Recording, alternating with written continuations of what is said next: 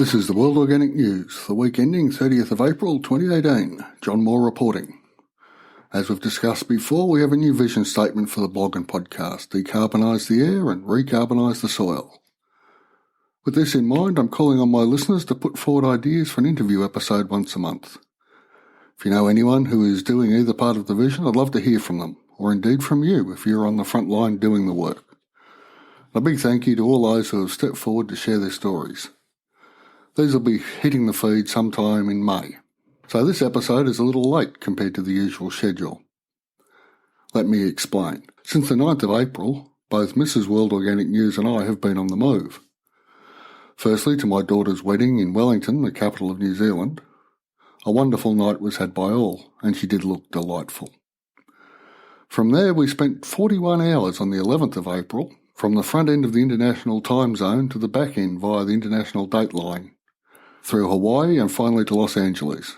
It's not the sort of thing I want to be doing on a regular basis. During 5 days in the US, I observed firsthand probably the most chemically drenched valley in the world, the horticultural food bowl of Southern California.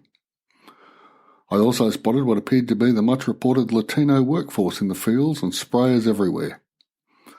Also, given how dry Southern California is at the moment, the amount of groundwater being used must be astronomical. And of course there was bare soil everywhere. It was a very painful experience. While in Southern California, shopping for food, and I use the word food loosely, was an experience. Meat was predictably inexpensive. This is the end point of the institutionally approved animal cruelty of confined animal feeding operations. A sizable slab of pork ribs for $13 means most people think they're getting a great deal. The changing climate, water quality issues, misdirected subsidies and the obesity epidemic are not factored into this price. And despite all the media study classes since the 1970s, the ability to see these things is almost always trumped by price signals. Further, I don't eat any cheese, nor very many sauces.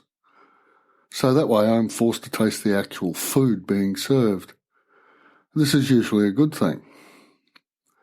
The following is in no way an attack upon my sister-in-law's cooking, but upon the baseline of the food in the US. It was bland.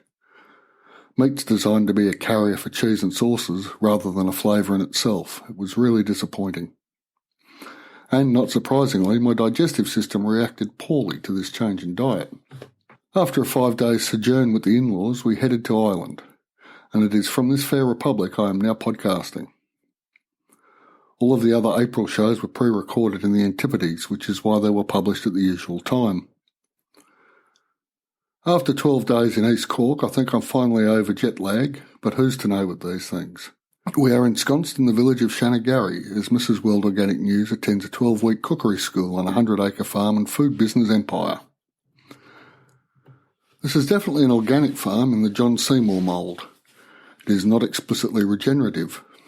I'm slowly making contacts and I'm planning a few episodes on the philosophy and practice of the farm, the cookery school, and the restaurant/guest house. Yes, this is at the bigger end of the organic movement, with paddock to plate to compost an obvious first impression. To timings. I think the podcast will now be coming out around midday Universal Time instead of just after midnight. That way my Monday morning routine should remain intact, just in a different time zone. This will mean late Monday evening publication in Asia and Australasia, around midday in Europe and Africa, and Sunday afternoon in the Western Hemisphere. So this week we have a post in direct counterposition to the US food system as I experienced it. We have from the blog Swedish Outdoors a post entitled 10 Homesteading Skills Every Homesteader Should Learn. Indeed, I would argue every person should learn at least some of these skills. Our grandparents and those further back knew how to do these things and live reasonably well. Certainly in the developed world, obesity was not the issue it is today. To the 10 skills. 1. Canning produce and preserving it. 2. Freezing everything else. 3. Bake your own bread. 4. Making homemade dairy products. 5. Drying herbs. 6. Make your own smokehouse. 7. Tapping maple trees. 8. Dehydrating fruit and veggies.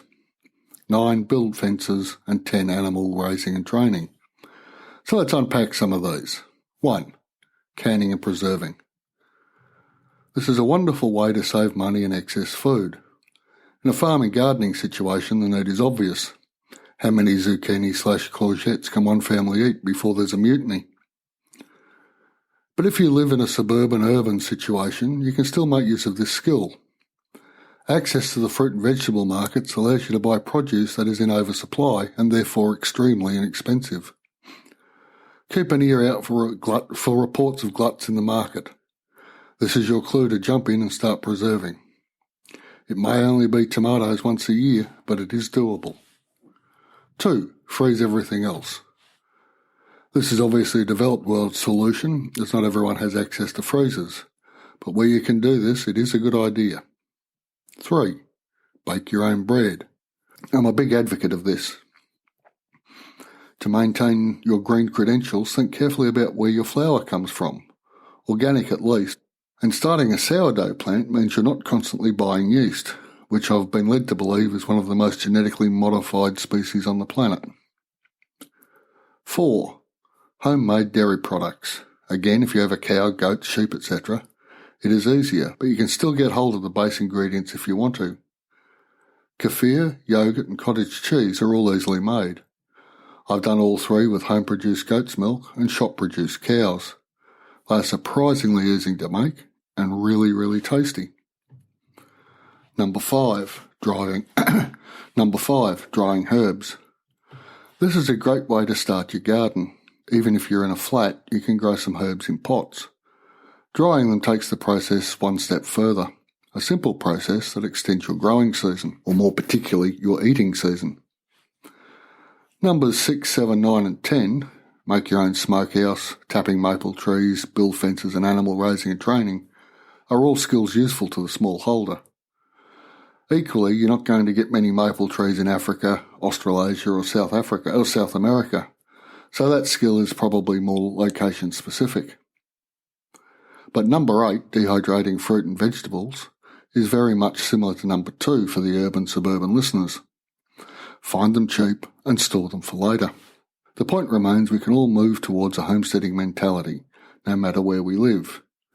If you are fortunate enough to have a small holding, or even a large one, these skills will make your life easier. If you live in town, these skills will reduce your carbon footprint. So win-win. And with that, I'll draw this episode to a conclusion. Remember, decarbonise the air, recarbonise the soil.